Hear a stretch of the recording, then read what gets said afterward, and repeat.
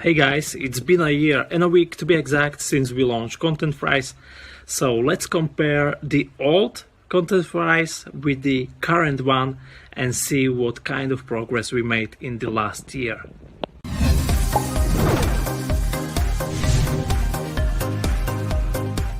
In terms of the interface, it looks very similar. So this is the page that you visited after you created your account, after initial login. And this is the Getting Started wizard, which is currently available for all users, where you can choose your predefined language for automatic captions and set up your context or set up your goals. And that's basically it.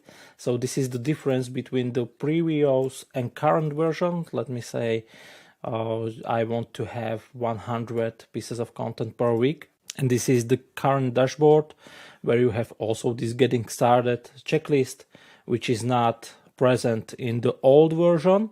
But the primary and main differences are in terms of context editor and the ContentFries streamer. But before I go there, let's quickly compare the old uploader with the current one in the context editor.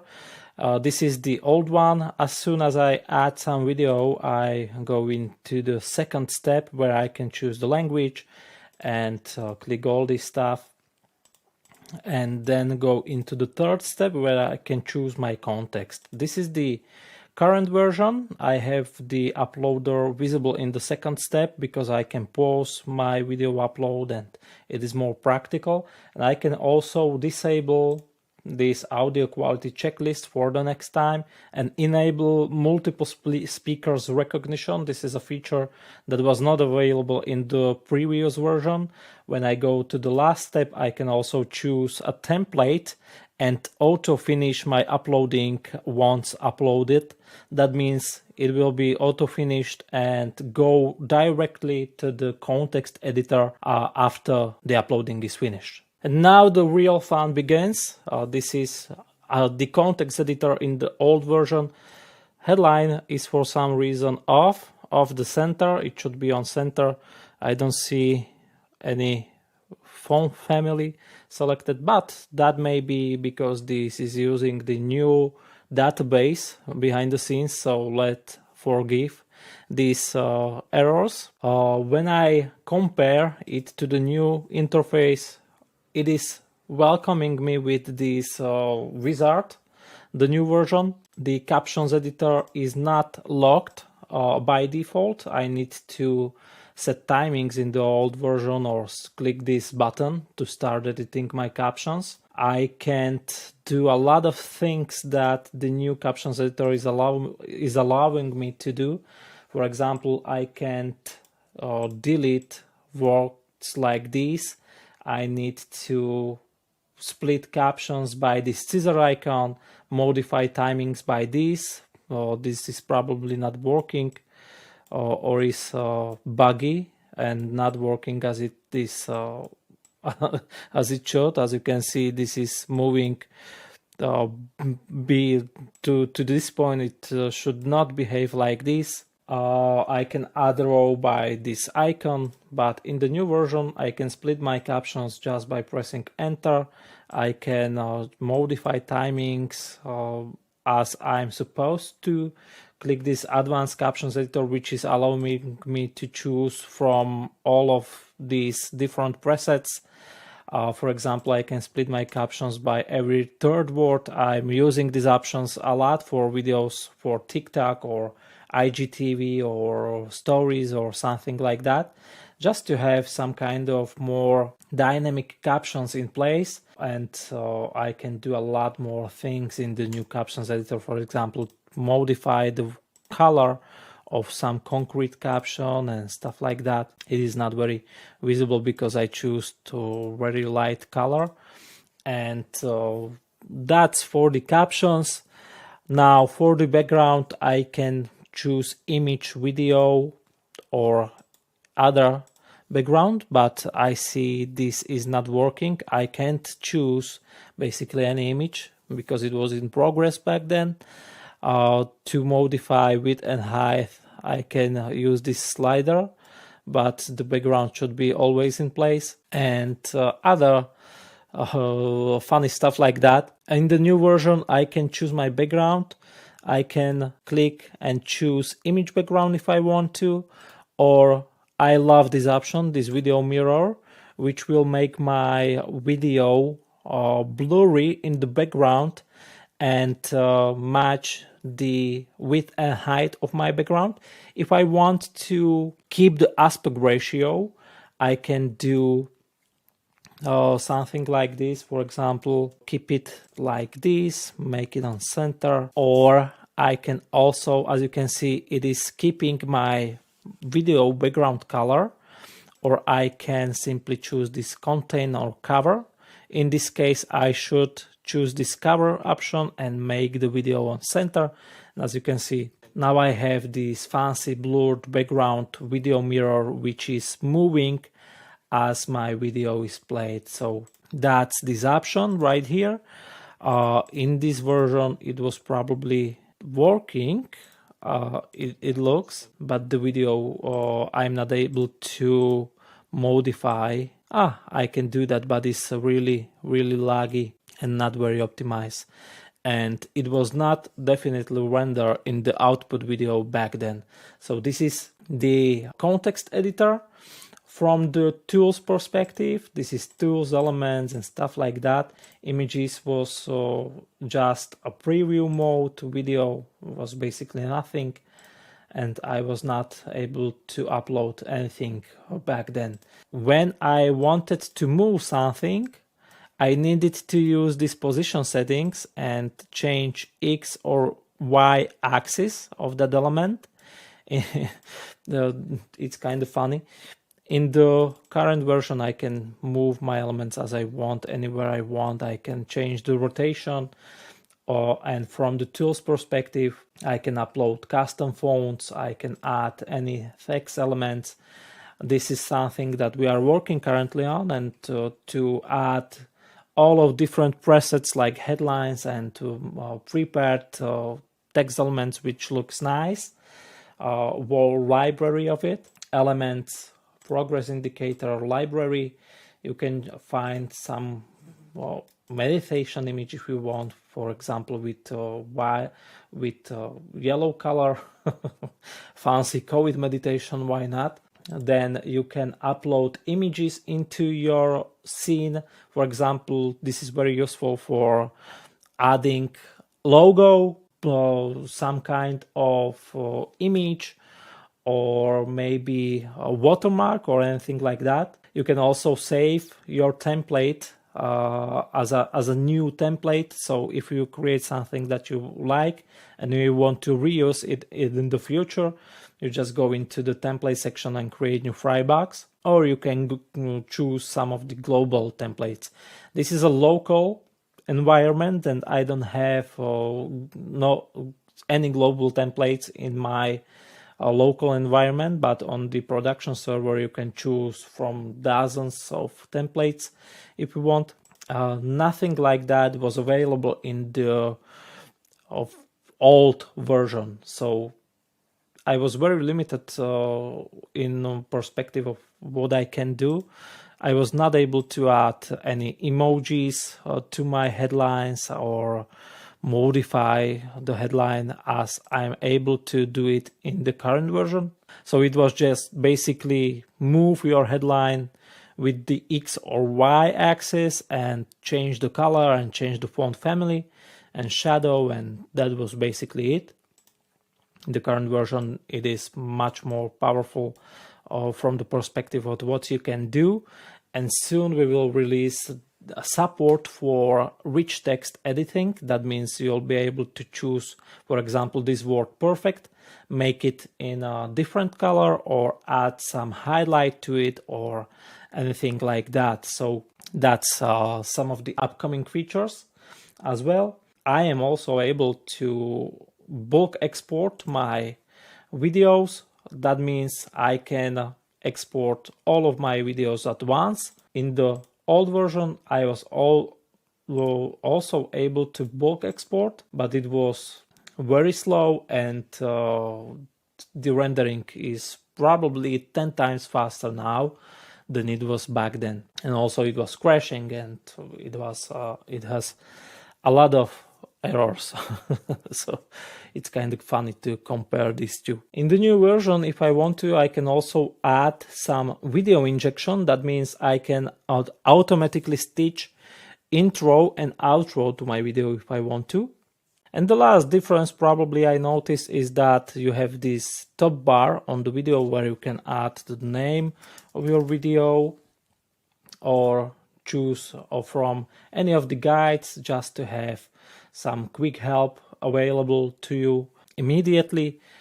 In the old version, nothing like that was available. Let's compare the trimmer, shall we? This is the old version where it's very limited. There's not too much to do here. I can play my video and choose this set start and set end to cut out pieces of content that I want, but that's basically all that I can do here, and choose my context, then click generate to create pieces of content out of single video. In the new version, I can do that by drag and drop, or also by the set start and set end button if I want to. Then I can choose templates for the new pieces of content and select which context I want to use. And this is a really useful feature because it is guarding the time of the context, and it is showing me immediately if I'm not over the time recommended for the selected context. We know that short video on TikTok is 15 seconds long, and this 2 seconds video is fine for that context. But if I go over that time, this will be red, so you can see immediately if the video is fine or not for the social media where you want to publish it. I can also stitch intro and outro to all of my pieces of contents if I want to. And I have some other options as well. For example, I can double click on this to remove parts that I don't want to have in this particular piece of content. So if I don't want to have this part right here, it will be cut out of this piece of content. And that means I can remove everything that I don't want to have in my content. So if you have some long video in 4K, for example, and your computer is not able to process it, you can upload it to ContentFries and cut out what you don't want in your video. Very simple. Just go to the beginning of the video like this and click set start, then go to the end, set end, click custom cuts and remove everything that you don't want to have in your video. And as soon as you generate it, it will be generated without the parts which you don't want to have in that video. As you can see, these pieces of content can overlap each other, so it's not limiting me in any way, and I can really quickly multiply my content by using the ContentFries trimmer, the new version. Other significant differences were made to, for example, this menu items section where you can define your own context. So if you want to have, for example, 3-minute long TikTok video, you can modify this one or add a new one, and you can add as many of these menu items as you want. So if you want to create videos, for example, for Twitter or blog, and you have some specifics for those contexts, you can define them in this section. That means, for example, you want to create landscape videos for your blog, which you host on Bunny Network or Vimeo or anywhere, and you want to keep your videos under, for example, 5 minutes, you can define this maximum length and choose some icon for that context and color. Next huge change was made to this fry boxes section where you can define your own templates. And what is extremely powerful about this section is that you can go, for example, I can show you this Everyday English Challenge template that I'm doing on a daily basis for my personal channels. And you can define different templates for different contexts. That means the default template is this one, and this template is a square template, so I'm using this template for my Instagram videos. And I also defined this TikTok video long template, which is looking differently, and I can modify it as I want. For example, I can make this headline bigger or whatever. And at the end of the day, this is an output of that template. So I just replaced this text and added a different subtitle. And this is the TikTok context. And when I go to the Instagram context, I also modified it very slightly because this video is on width, as you can see, and I choose the video mirror background for it, and it looks pretty nice from my perspective. So the templates section from my perspective is a very powerful tool that you can use to multiply your video for all different platforms as you want very fast and keep your videos contextual to those platforms, and also looking slightly differently if you want to have those visuals different for each platform. So that's it. This is our 1 year journey of ContentFries, and I still feel that we are just starting. We made a huge progress in the render and stabilization of our infrastructure. And also the captions editor was taking months to get it where it is today. It was a very big development challenge. And our biggest priority to the next year is recipes. What is recipe?